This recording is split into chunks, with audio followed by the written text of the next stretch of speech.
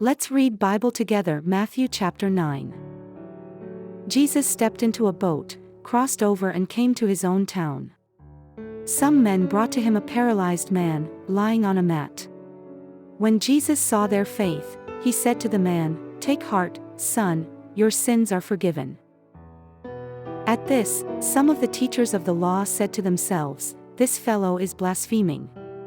Knowing their thoughts, Jesus said, "Why do you entertain evil thoughts in your hearts? Which is easier, to say, 'Your sins are forgiven,' or to say, 'Get up and walk'?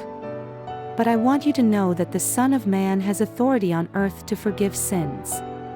So he said to the paralyzed man, "Get up, take your mat and go home." Then the man got up and went home.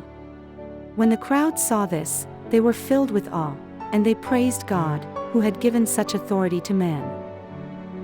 As Jesus went on from there, he saw a man named Matthew sitting at the tax collector's booth.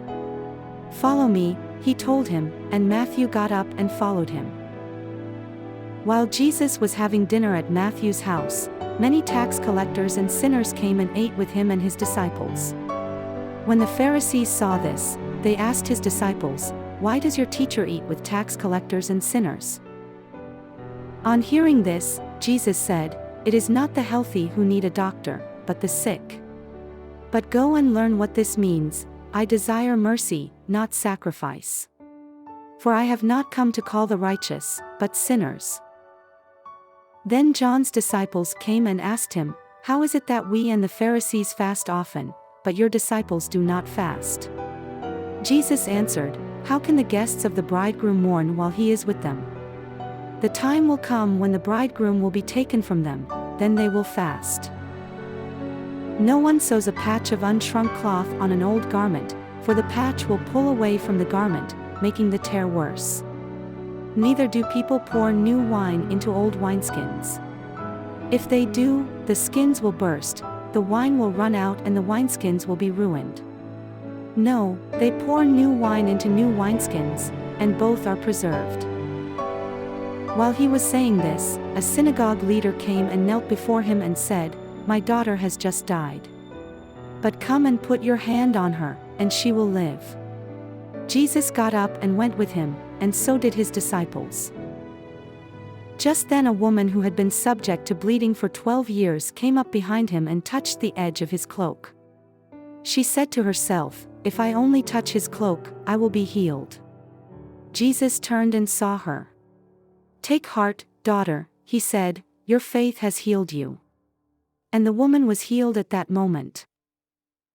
When Jesus entered the synagogue leader's house and saw the noisy crowd and people playing pipes, he said, "Go away.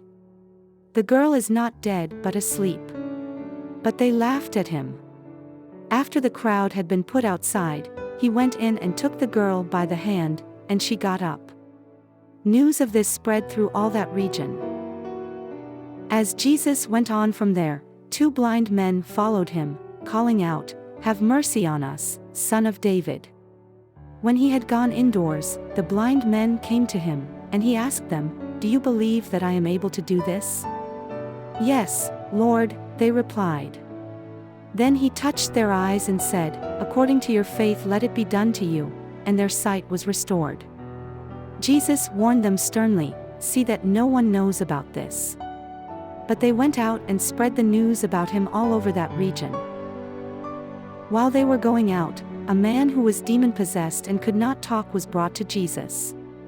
And when the demon was driven out, the man who had been mute spoke. The crowd was amazed and said, "Nothing like this has ever been seen in Israel." But the Pharisees said, "It is by the prince of demons that he drives out demons." Jesus went through all the towns and villages, teaching in their synagogues, proclaiming the good news of the kingdom and healing every disease and sickness. When he saw the crowds, he had compassion on them, because they were harassed and helpless, like sheep without a shepherd.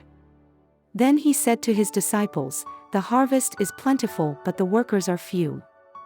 Ask the Lord of the harvest, therefore, to send out workers into his harvest field."